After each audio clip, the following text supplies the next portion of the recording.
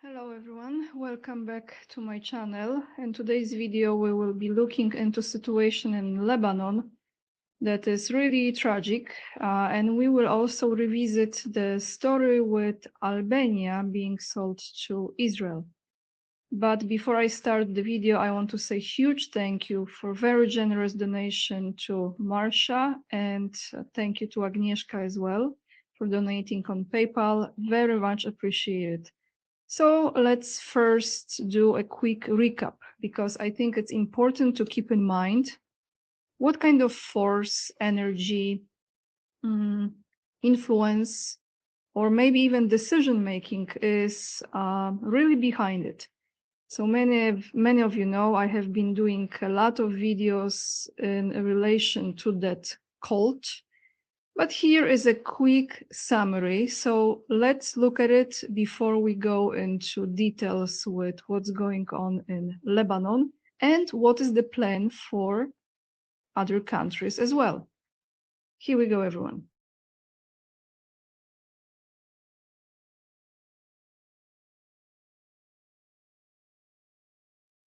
What is the Chabad Lubavitch? Known as the largest Jewish movement in the world, it reached almost every corner of the earth with over 3,600 institutions in 70 countries. But this isn't just about religion, it's about massive global influence. Chabad Lubavitch was founded in Belarus in 1775 and is a messianic Hasidic movement. They draw heavily on the Lurianic Kabbalah and believe that the arrival of the Messiah is imminent. Many followers believe that late leader Menachem Mendel Schneerson, known as the Rebbe, was actually the Messiah. From secret tunnels in NYC to the highest levels of the World Economic Forum, Chabad Lubavitch is a central network in the global cult. David Icke writes in The Roadmap that Rebbe was an ultra-Zionist and a huge racist, citing his teachings that only Jewish souls come from holiness. Icke identifies Chabad as a cult within a cult that is deeply interconnected with the Sabbatean Frankist network. Rather than just waiting for a divine event like Christians and Muslims, these guys are actually taking action all the time to engineer events to fulfill certain biblical prophecies. This is a strategy to make things appear to unfold according to God's will, to gather support from other religious groups, such as Christians who also believe these end times are approaching. There actually exist movements like the Christian Zionists who are supporting this group's geopolitical goals. They are tightly connected with the Roman Catholic Church as well, just like they have infiltrated Islam and created a radicalized and violent version of the religion through the House of Saud, the ruling family of Saudi Arabia. Vladimir Putin and Donald Trump are also their friends, with Putin actually firing Alexei Pavlov for saying that Chabad Lubavitch is a group of supremacist lunatics. The end goal of all groups is the same: to serve the Babylonian cult and establish complete centralized control of the planet and the permanent enslavement of human consciousness by connecting them to the AI cloud in order to make them lose any independent thought. What is the Chabad Lubavitch? Known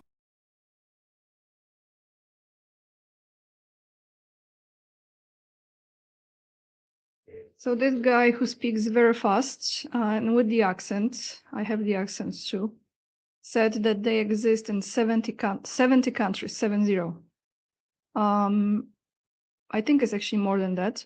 He actually mentioned someone who was fired by Putin because that person said that they are satanic cult.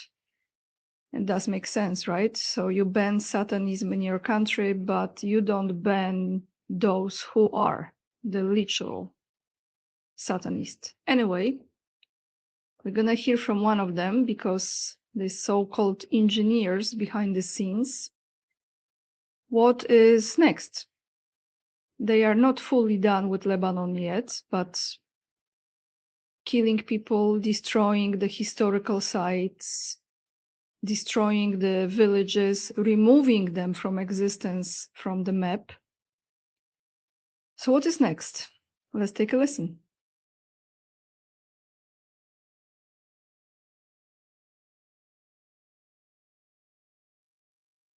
I'm not so sure that we will have as easy a time with the Turks as we've had with the Iranians.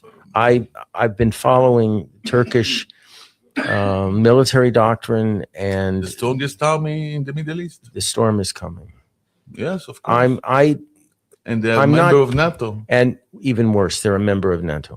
So I look at Iran as a problem we absolutely have to finish. And I'll explain what I mean by that. Gaza, same thing, and the Hezbollah. Why? Why am I fixated on this now? Because we have to be prepared for the next war, which will be probably against Turkey and Egypt. So Let's hope not. I hope not also, but we, hope, you remember, it was the last demon out of Pandora's box. And there's a reason for that. I'm not so sure that we will have as easy a time with the Turks as we've.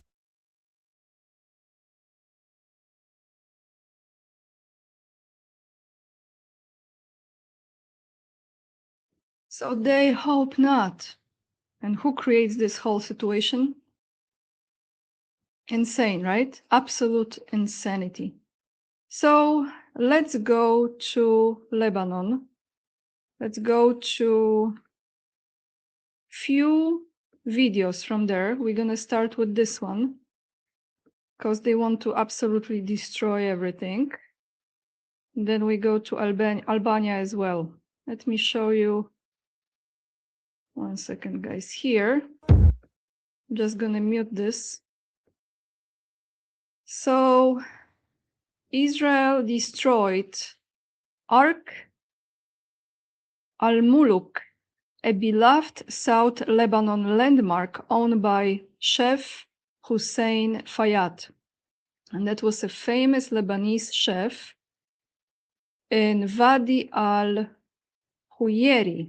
So let's take a look at this beautiful place. This was him cooking.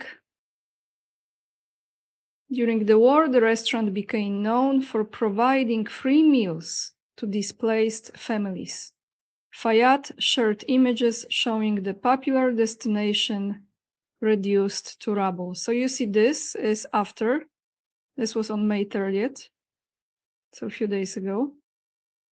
And before, you could see the image right here on the top, a beautiful restaurant. Now I will show you two videos, and I will mute myself so you can hear first the lady who was describing what they have done to the place for disabled children in Lebanon. And the second is you're actually gonna see children being inside the building, hearing that there is an attack on the next building and the nursery. Both I will play with the sound so you can hear it. Let's take a look.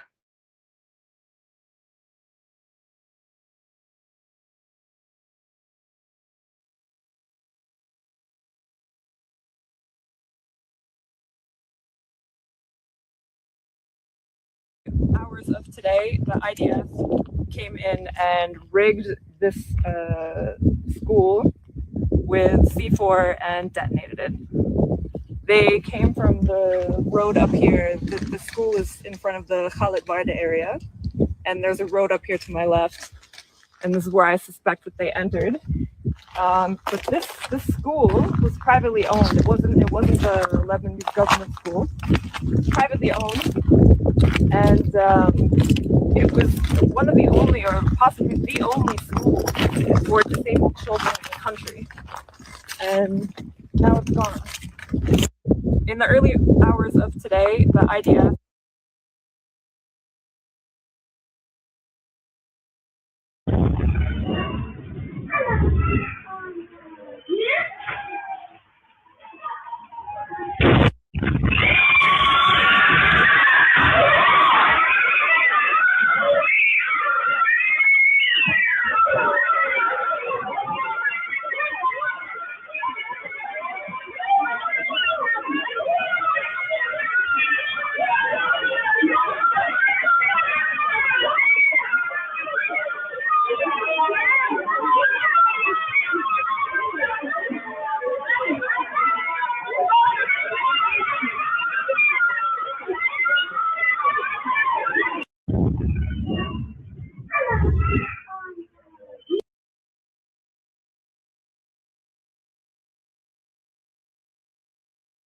They told us that they were just going to seize 10% of Lebanese territory, and we were supposed to be okay with that for some reason.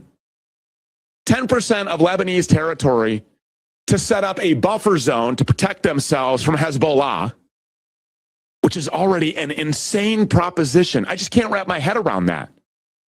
Walking into someone else's country, expelling their citizens, blowing up their bridges and critical infrastructure, telling them to vacate, just head off to the nearest city and never come back or die. Some of those citizens actually followed Israel's instructions. Most of them did, in fact, because they knew what would happen if they didn't get out of the way while they still had the chance. But guess what? Even though they followed instructions, ultimately, they're meeting the same fate. They just had a delayed death, and now Israel is blowing the entire country to pieces. What you're watching here is one of the oldest continually inhabited cities in the entire world. It's been home to the Egyptians, to the Assyrians, to the Babylonians, to the Persians, to the Greeks, to the Romans, to the Byzantine. It was held by early Muslim caliphates and then Christian crusaders, Mamluks, Ottomans, but never the Jews. Yet somehow, we're supposed to believe that the ancient city of Tyre, and the rest of Lebanon for that matter, are Jewish property. That the Jews were promised that land where they have never lived. They were promised that land thousands of years ago, and there's just nothing that the rest of us can do about that. That is the Talmudic Jewish Zionist school of thought. They told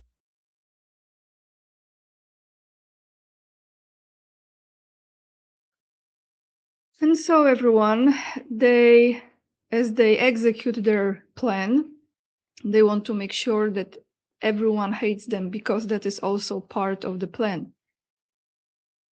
The world has to hate them so much that the world will turn against them. Isn't it sickening? This is actually what they are doing. They are doing this intentionally, and I know you know it, but it's hard to watch. Like, no one is stopping this, right? You remember Albania? I recorded my video a few days ago. So let's go to Albania. I will show you the images. Some of you probably have seen them already, of those beaches that have been fenced and guarded by the police, actually local police, not allowing the local citizens to actually enter those beaches. And the story goes, as many of you know, that Ivanka Trump, actually, let's start with this video. Ivanka Trump and Jared Kushner, her very much antichrist-looking husband, let me find it right here. So here you see the house of the Prime Minister of Albania that protesters are setting on fire. And why is that? Because he actually changed the law to sign that deal with Ivanka and Jared. I forgot exactly what was the amount, but this is, I think, second or third video I came across showing his house, the Prime Minister house. They are throwing the petrol bombs, it says here. His name is Enver Hoxha. This is his residence. But let me find another video, everyone. Just bear with me. I think it's right here. Yes, okay. So here it says, Jared Kushner and Ivanka Trump are building a $1.4 billion luxury resort on Albania's protected southern coast, Sazan Island and Zvernets Peninsula. 1,000 beach villas, so it will have 1,000 villas, hotels, a private airport, all on one of the most ecologically sensitive areas in the Mediterranean. But here is the part that they won't tell you on CNN. Prime Minister Edi Rama, so here is a different name, anyway, quietly changed Albania's environmental laws weeks before construction started, specifically to allow five-star hotels in protected zones. The permit was issued without any public announcement. 41 environmental organizations from 28 countries said stop. The Greek minority said their land was being stolen. Local residents said their homes were threatened. Nobody listened. So Albanians took to the streets. They marched to Rama's residence and set it on fire. This isn't chaos. This is a population that watched their government sell their land, rewrite their laws, and silence their voices for a foreign billionaire connected to the most powerful family on the planet. They call it investment. Albanians call it what it really is, betrayal. And here is actually one more video, guys, but I have to go back to the main screen and mute myself. Now you're gonna see those beaches and those areas by the water and how people were protesting a few days ago. I didn't have this video when I was recording the video about Albania, but I have it now. So just to continue on the topic, let's take a look how people were reacting and what police did to them. You remember that girl that I was playing, Albanian girl, in that video we were listening to her as she was saying that people are not having it. So here is the video.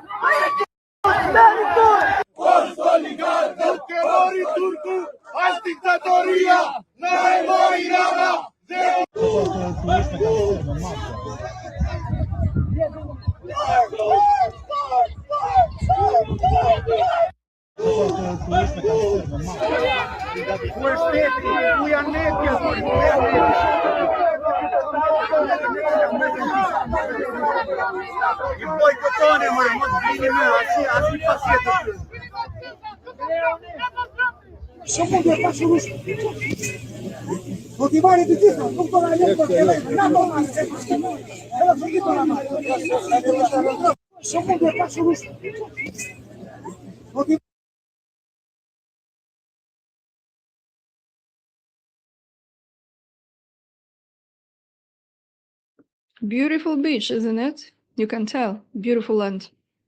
So that is what's going on in Albania. And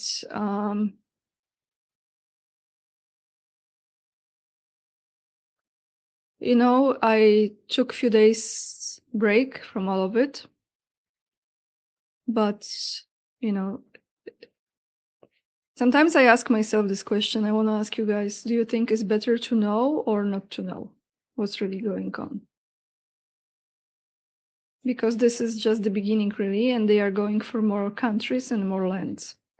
And when they start conflict with Turkey, which is part of NATO, the whole system, which again, I'm not for NATO, you know I'm not, but this is going to create enormous turmoil, and Turkey is preparing for this. Turkey is preparing for this. So we will end this video with the satanic cult Rebbe, no longer with us, but God only knows. Maybe his spirit is in Trump or someone else. Here you're gonna see him with mother of Steven Spielberg, who came to him for a blessing. So from the archives, everyone, Chabad Lubavitch, the main engineer at the time, and one of his believers.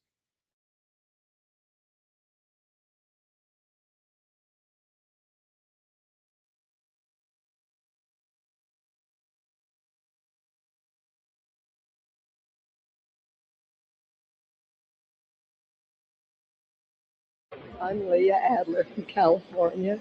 I own the Milky Way restaurant with my dear husband. And I would like to have brachas for all my children and grandchildren and my husband. You have the name marked? Yes, I'm Steven Spielberg's mother also. Steven Spielberg, the famous film director, is my son. Your son? Yes. You have his name also here? Yes. And it's all here. Yeah. And having good news always, and to go from strength to strength in private affairs, and strength for strength to strength about spreading Yiddishkeit in good mood with much success. And have a kosher Freilich and Pesach. Mr. President, I just came back from Los Angeles. I have a script that I wrote that Hollywood is going to lead into a feature film about a Jewish people. I told them that would be nice, but we could not film on the Sabbath, and they seemed to think that wouldn't be a problem. A little bracha, because this is unbelievable. Yeah, then you have a big bracha, not a little bracha. Thank you, Yes, and God Almighty bless you. That's a double portion. Thank you, sir. God bless you. This is Mr. Ginsburg. He's in the motion picture industry. Now God Almighty bless you to be successful and to make the Jewish pictures in a good way. I will. Yeah, and God Almighty bless you. Thank you. Yeah, to be successful. You write scripts for movies. God Almighty bless you to write the right thing and to have the right influence on the people around you. Thank you very much. And that will be from God Almighty your writing. Thank you very much. You're welcome. This is my daughter. She studies Torah with Shlomo Schwartz. I write for the movies. Well, for the movies. Yes. And you can write the little in the way of justice, in the way of not to destroy something, but to build up. And to an addition in all Jewishness of all your people that be influenced by you. And your mother will certainly add it. I'm Leah Adler from California.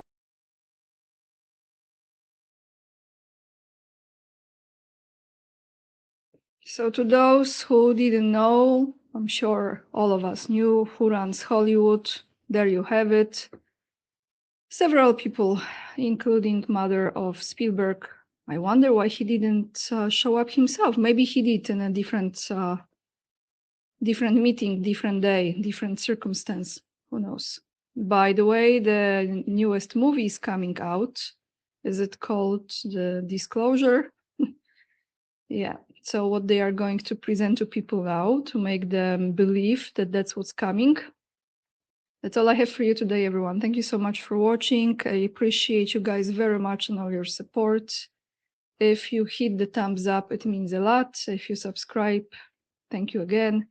Leave the comments, let me know what you think. And if you live in any of those countries, Albania, Turkey, I don't think anyone is watching me from Lebanon because it's heartbreaking. I mean, honestly, it's all of it is just making you like, what the heck? No one is stopping this, of course. No one is stopping that. Links will be down below in the description box, so you can check it out again if you wish. And with this being said, lots of love. And remember, we are the leading edge and we are saving humanity. And I see you in the next video. Bye, everyone.